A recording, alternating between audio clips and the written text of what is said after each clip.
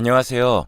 저는 지난 30년간 아들 하나만 보고 아들 하나 잘 키워보려고 악착같이 살아온 60대 여성입니다. 막상 사연을 쓰려고 하니 옛날 이야기부터 조금씩 꺼내놓아야겠네요. 바로 결혼 전부터 말이죠. 저는 아들 부잣집 막내딸이었어요. 아들만 내리 넷을 낳으신 어머님은 그렇게 딸을 갖고 싶으셨다네요. 그래서 어렵게 저를 얻은 거죠. 아이들은 자기 먹을 건 다 타고난다고 하죠. 저희 집도 다 그랬던 것 같아요. 큰오빠부터 넷째 오빠까지 다들 제 살 길은 알아서 찾아갔던 거죠. 물론 형제 중에도 경제적 편차는 있죠. 하지만 누구 하나 크게 가난하거나 망하거나 하지 않고 다들 고만고만하게 사는 것 같아요. 형제가 다복한 집안이다 보니 어렸을 때부터 강하게 길러진 것도 크게 한몫한 거겠죠. 그런데 문제는 오히려 딸로 태어난 저였어요. 제가 어머니와 아버지의 사랑을 독차지하고 자라서 그런지 결혼할 생각이 전혀 없었거든요.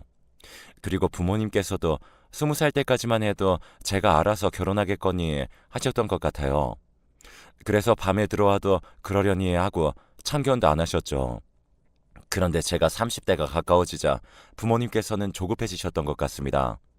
왜 결혼을 안 하느냐고 잔소리를 하기 시작하셨죠. 저희 부모님은 그래도 제가 공부하는 돈은 충분히 지원해 주셨어요. 오빠들은 하라고 해도 안 하는 걸 너는 하려고 한다면서 오히려 좋아하셨죠. 그런데도 나중에는 딸을 공부시킨 걸 무척 후회하시더라고요. 그래서 제가 결혼을 안 하려고 든다고 생각하시는 것 같아요. 그래도 제가 대학원까지 나오고 대학에서 강의를 시작하자 부모님은 너무 기뻐하셨습니다. 여자가 공부해서 뭐 하냐고 주변에서 비아냥거렸다는데도 말이죠. 그런데 역시나 부모님은 다른 집 딸들이 결혼하기 시작하자 슬슬 저에게도 재촉하기 시작하셨습니다. 엄마, 나는 아직도 공부할 게 많은데 유학도 가고 싶어. 뭐? 여기서 석사학위 있으면 됐지. 그렇게 공부만 하면 결혼 언제 하고 애는 안 낳을 거야? 좋아하는 사람 생기면 결혼할 거야. 걱정 마. 하지만 지금은 아니라는 거지. 나이 찼다고 그냥 선보고 아무나 결혼하긴 싫다는 뜻이야. 아니 도대체 언제쯤 좋아하는 사람이 생기는 건데? 지금 네 나이가 내일 모레 벌써 30이라고. 엄마도 결국엔 다른 엄마들하고 똑같구나. 왜 그렇게 결혼 타령이야?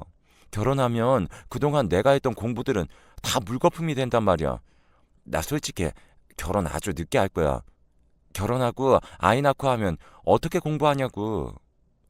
엄마는 제가 유학을 다녀오면 눈이 더 높아질 거라고 안 된다고 긋고 말리셨습니다. 그래도 저는 부모님 몰래 유학을 준비하고 있었죠. 다 큰 딸이 하겠다는데 그걸 어떻게 말리겠어요. 그러던 어느 날 부모님이 단아하고 멋스러운 원피스를 하나 선물해 주시더군요. 어디서 좋은 일이 생겼나 보다 하고 저도 마냥 좋았어요. 그래서 그 원피스를 입고 부모님과 근사한 레스토랑에 같이 갔죠. 사람들이 우아하게 스테이크를 썰고 있는 곳이어서 저도 오랜만에 기분이 좋았습니다. 최근에 부모님이랑 결혼 문제 때문에 자주 부딪혔으니까요. 그렇게 부모님과 테이블에 앉아 있는데 검은색 양복을 차려입은 젊은 남자가 다가오더군요. 그리고 그 뒤로 그 남자의 부모인 듯한 두 분이 뒤따라오셨고요. 저는 그때부터 왠지 분위기가 이상하게 돌아간다고 느꼈어요. 저희 부모님이 먼저 일어나서 아는 체를 했고 그 세 분이 다른 테이블이 아닌 저희 테이블로 와서 자리에 앉았으니까요. 정말 부모님이 이렇게까지 저를 속이고 선자리를 만들었다고 생각하니 가만히 있을 수가 없었습니다. 그런데도 부모님 체면이라는 게 있으니까 그 자리에서 박차고 일어나서 나갈 수도 없었죠. 잠시 후 양가 부모님이 다 나가고 나면 그때 정중하게 남자분에게 사과해야겠다고만 생각했습니다. 그렇게 양가 부모님은 지루하게 자신의 딸과 아들에 대해서 이런저런 얘기를 나눴어요.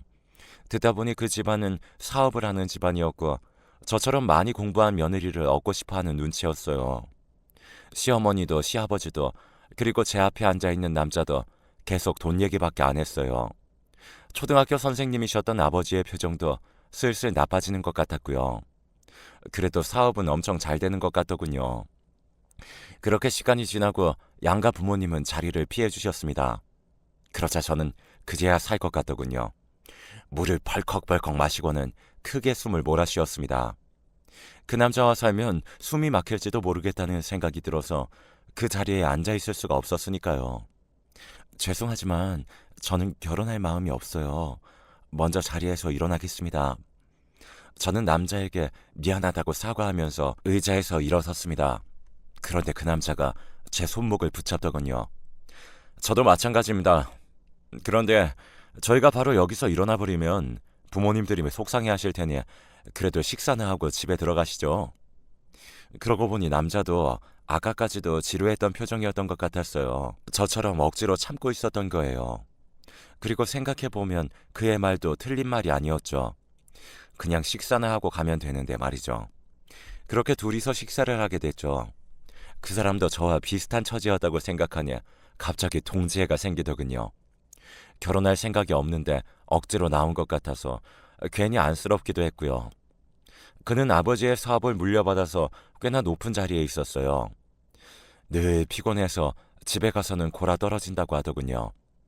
학교에서도 그렇게 공부를 안 했는데 아버지 밑에서 늘 긴장해 있다면서요. 시간도 없는데 어떻게 연애를 할 수 있었겠느냐고 하소연도 했죠. 저는 그의 이야기를 군소리 없이 들어주었습니다. 저마다 사연이 있으니까 이해가 되더군요. 그렇게 한참을 듣고 있는데 그 남자가 제게 이상한 제안을 하더군요. 아니, 재밌기도 했어요. 우리 이렇게 계속 만납시다. 식사도 하고 차도 마셔요. 그래야 그쪽에서도 결혼하려고 노력하는 것처럼 보일 테고 저도 이런 시간이 있어야 집에 늦게 들어가도 숨통도 트이고요. 어때요? 그냥 만나는 척만 하다가 가요. 그러다가 나중에 헤어졌다고 하면 그만이죠 뭐. 안 그래요? 저는 그의 제안을 듣고 소리내어 웃었습니다. 부모님을 실망시키고 싶지 않기도 한데 결혼은 하기도 싫은 제 마음을 잘 읽어낸 것 같았죠. 그래서 저도 고개를 끄덕였어요. 아마도 이때부터 그가 그래도 나쁜 사람은 아닌 것 같아서 관심이 생기기 시작했던 것 같아요.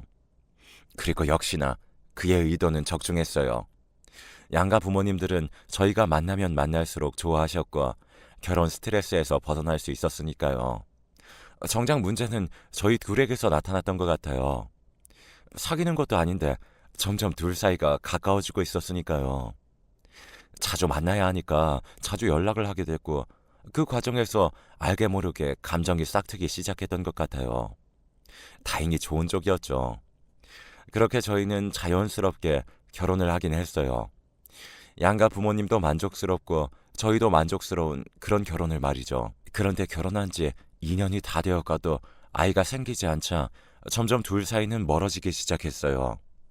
양가 부모님은 아이를 원하셨는데 아무래도 이렇게도 아이가 생기지 않더군요. 시어머니의 대접이 그때부터 많이 달라지기 시작한 것 같아요. 저를 마치 애 낳으려고 결혼시킨 여자 같았으니까요. 아니, 이렇게 아이가 안 생기면 어쩌냐? 강의도 그만 나가거라. 내가 지금까지 해다 바친 한약이 얼만데도 안 생기냐고. 네?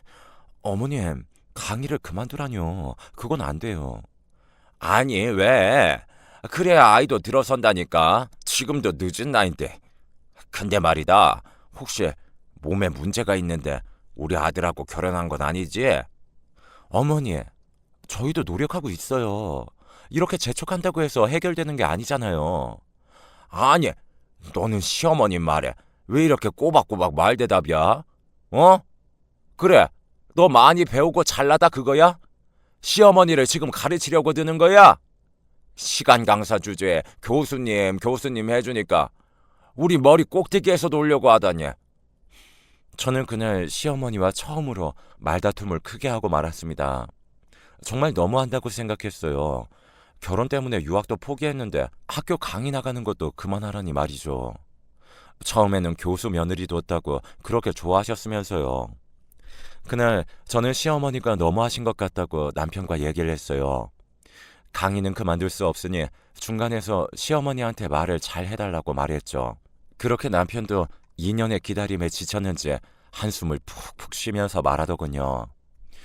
어머님 말 틀린 거 하나 없어. 강의 준비하느라 당신 매일 늦게 자잖아. 그러면서 어떻게 아이를 갖는다고 그래? 나도 이젠 지쳤어. 여보, 그렇게 말하면 안 되지. 내가 밤마다 얼마나 노력했는데. 아이를 일부러 안 갖는 게 아니잖아.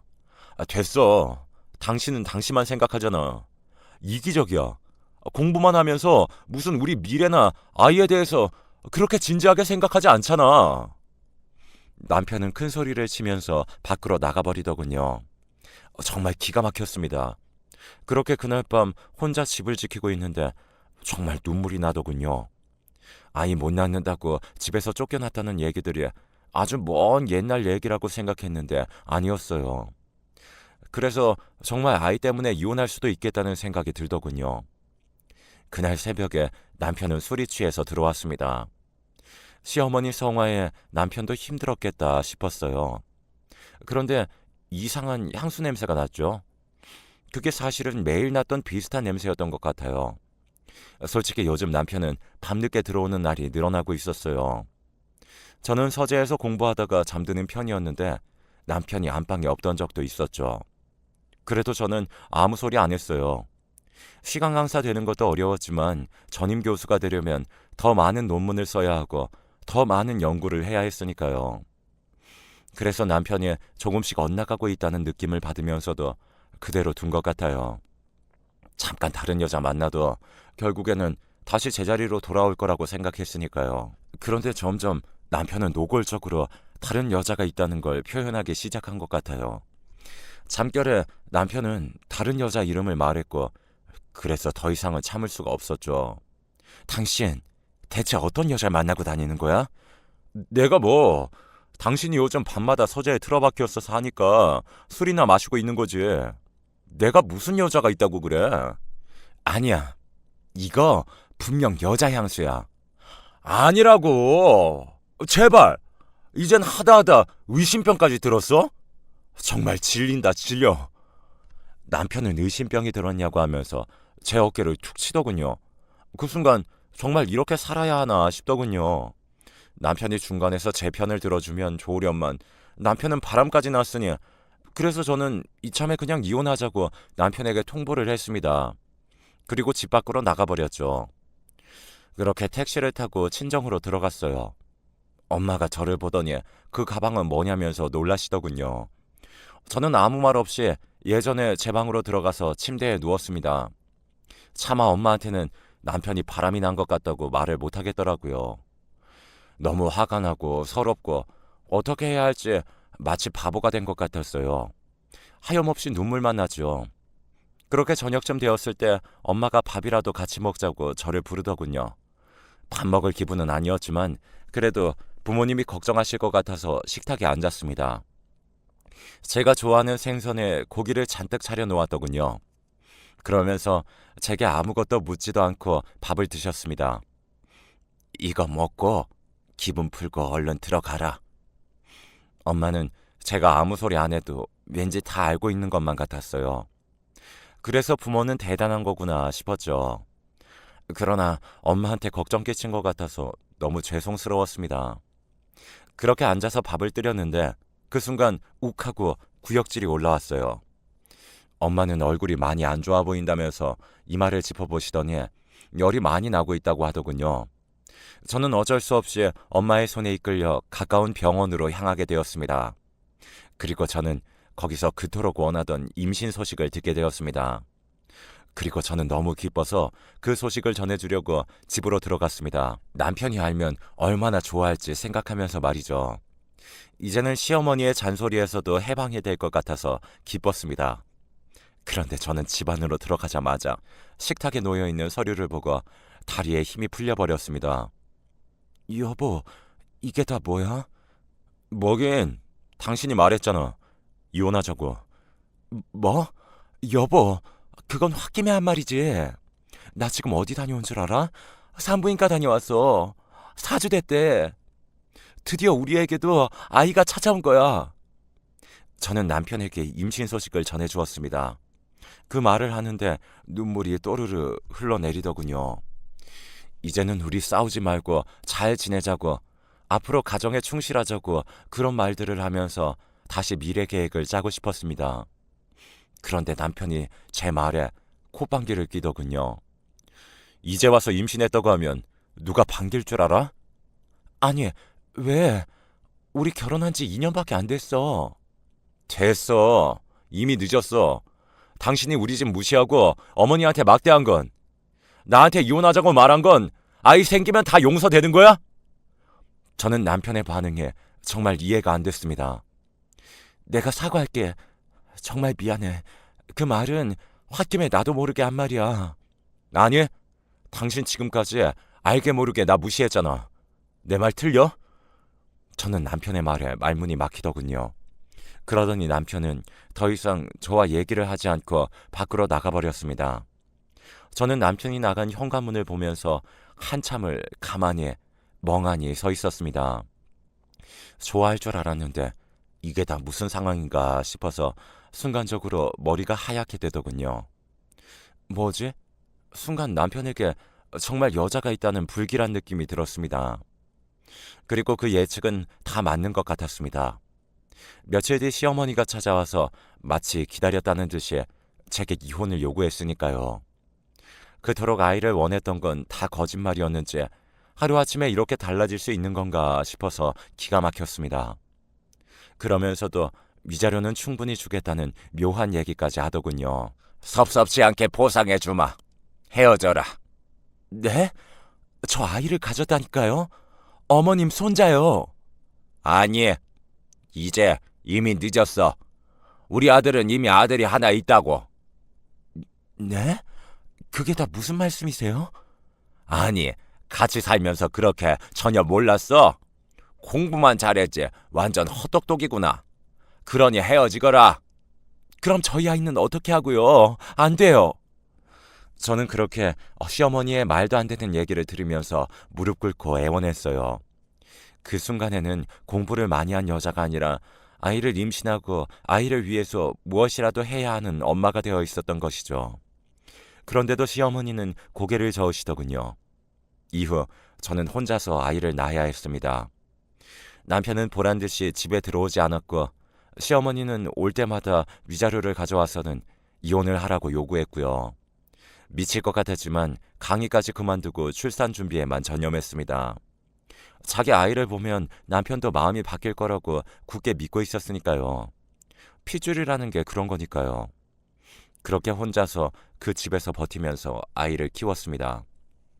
서류상으로는 이혼이 안 되어 있었죠. 그리고 그 당시에 친정 부모님은 나이가 많이 드셔서 완전히 시골로 내려가 계셨습니다. 아버지가 농사나 지낸다고 하셨죠. 그래도 가끔 어머니가 올라와서 아이를 돌봐주셨는데 허리를 다치시는 바람에 더 이상 저의 산후조리도 도와줄 수 없는 상황이었습니다. 그러던 어느 날 남편이 찾아왔더군요. 아이를 보고 싶다고요. 역시 그래도 핏줄은 핏줄이 땡긴다는 그 말을 믿으면서 문을 열어주었습니다. 그렇게 한참 멀뚱히 아이를 보더니 그 아이를 집에도 보여줘야겠다면서 하루만 데려가 있겠다더군요. 저는 그 틈에 하루 좀 쉬라고 말이죠. 그제야 남편이 다시 제자리로 돌아올지도 모른다는 기대감이 들더군요. 그렇게 저는 아이를 하루 동안 시댁으로 보내고 그동안 미뤄두고 있던 집안일도 하고 밀린 잠도 푹 잤어요. 그런데 그 다음 날에도 그리고 또 그 다음 날에도 남편은 오지 않았습니다. 그리고는 시어머니의 전화를 한 통 받았습니다. 그 아이 우리가 고아원에 보냈으니까 없는 셈 치고 새 출발하거라. 네? 그게 무슨 말도 안 되는... 그러니까 진작에 말을 들었어야지. 지금도 늦지 않았어. 이혼해주면 그 아이가 어디 있는지 말해주마. 위자료도 섭섭지 않게 주고. 저는 시모의 그 말을 듣자마자 시댁으로 달려가서 미친 듯이 화를 냈습니다. 위자료가 뭐라고 내 아이를 버리다니. 정말 죽을 각오를 하고 달려드니 시부모도 저를 무섭게 쳐다보더군요. 그런데도 이혼만 해주면 된다고 똑같은 얘기를 반복했습니다. 그렇게 해서 저는 이혼 서류에 도장을 찍고 말았습니다. 다른 선택지는 없었어요. 저는 그렇게 정말 아이 하나만 생각하기로 마음먹었습니다. 나중에 알고 봤더니 남편의 불륜 상대는 재벌집 이혼녀였습니다. 그러니까 이미 시부모들도 다 알고 있던 사이라는 심증이 가더군요. 더군다나 사업 확장을 고민하던 시아버지의 소개로 둘이 만나게 되었다니. 그리고 더 웃긴 건 기가 막히게도 그 여자 사이에 아이가 있었다는 것입니다. 그러니까 결혼한 지 1년 정도가 되었을 때부터 만나왔었다는 거였죠. 정말 욕이 입 밖으로 나왔지만 똥이 더러워서 피하지 무서워서 피하겠어요. 그냥 퇴 침 뱉고 다시는 그 집 근처에도 가지 않았습니다. 저는 그 집안과 엮이지 않으려고 혼자서 아둥바둥 살았습니다. 아들 낳고 강의가 다 끊긴 바람에 어쩔 수 없이 학원 강사를 하면서 근근히 먹고 살았죠. 그렇게 보낸 지가 벌써 30여 년이 흘렀습니다. 그동안 숱한 어려움들을 다 겪어야만 했죠. 이혼 여설이 들어가면서 학원에서 쫓겨나기도 했어요. 그래도 좋았어요. 저 그동안 아이 키우려고 자존심이고 뭐고 다 내려놓고 살았으니까요. 아이랑 지내는 게 외롭기는 해도 그 아이 때문에 제 삶은 버틸 수 있었던 것입니다. 그런 저의 강한 의지를 보고 자라서일까요? 제 아들은 어느덧 변호사가 되었습니다. 사법시험도 2번 만에 턱 붙은 녀석이지요. 이렇게 밖에 나가서 자랑을 안 할 수가 없는 아주 건실한 청년이 되었습니다.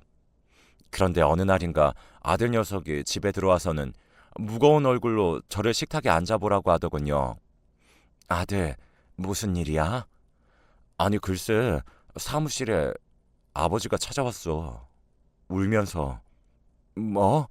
그게 다 무슨 소리야? 그 집안이 사기꾼 집안이더구만. 사업 확장하다가 다 망해서 말아먹었대. 그 재혼한 재벌집 딸한테 속아서 지금은 한 푼도 없다네. 오히려 자업자득이지 뭐. 근데 이제 와서 어쩌라고 널 찾아왔대? 고소도 10억 정도 당했더라고. 그래서 도와달라고.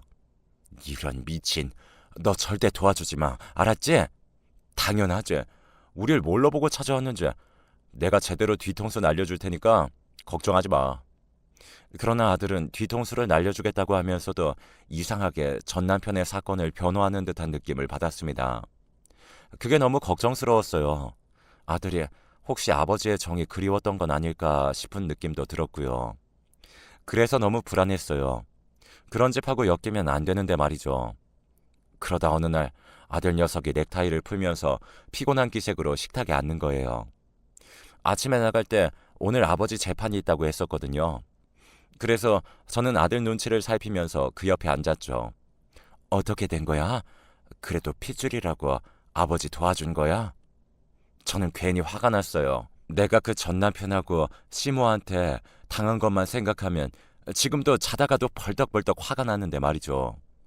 그런데 제 말에 아들 녀석이 조용히 목소리를 까는 거예요. 저를 지그시 씩 바라보면서 말했죠. 엄마, 아버지도 많이 늙어 있더라고. 그래서 좀 불쌍하기는 하더라. 아니, 뭐? 그래서 정말 아버지를 도왔다고? 사건 변호하면서 정이라도 들었다는 거야? 너를 버렸다고. 그것도 고아원에 말이야. 그 사람들은 사람도 아니야. 아니, 개만도 못한 것들이라고. 저는 너무 화가 나서 목소리를 높이고 말았어요. 어쩜 내 뱃속에서 태어났는데 내 마음은 모르는 건지. 걱정 마, 엄마. 나 아버지한테 최고형 떨어지게 검사편 들고 나왔어. 뭐? 정말? 아이고, 우리 아들 잘했어. 그런 것들은 당해도 싸. 그런데 왜 그렇게 기분이 처졌어? 아니, 그냥 아버지한테 복수하려고 변호하는 척하면서 다른 증거들을 제시했거든. 그랬더니 아버지가 막 소란을 피우더라고. 그래도 나 꿋꿋하게 아버지랑 그 부인한테 최고형 떨어지게 만들었어. 잘했다, 잘했어. 뭐든 감정이 섞이면 안 되는 거야. 죄 지으면 벌을 받아야 하는 게 당연한 거고. 근데 막상 집으로 오는데 기분이 안 좋더라고. 나를 경멸하면서 쳐다보던 아버지가 미우면서도 안쓰럽기도 하고. 저는 그제야 아들의 속마음을 이해하게 됐어요. 그래도 잘했다고 다독여 주었죠. 아버지 아들도 법정에 있던데 딱 보니까 조폭 같더라고. 왜들 하나같이 못났는지. 이 사건 보면서 아버지 집안 얘기 들어보니 가관이더라고. 어머니랑 헤어진 걸 그렇게 후회하신다고. 됐다 됐어. 30년도 다 지난 얘기.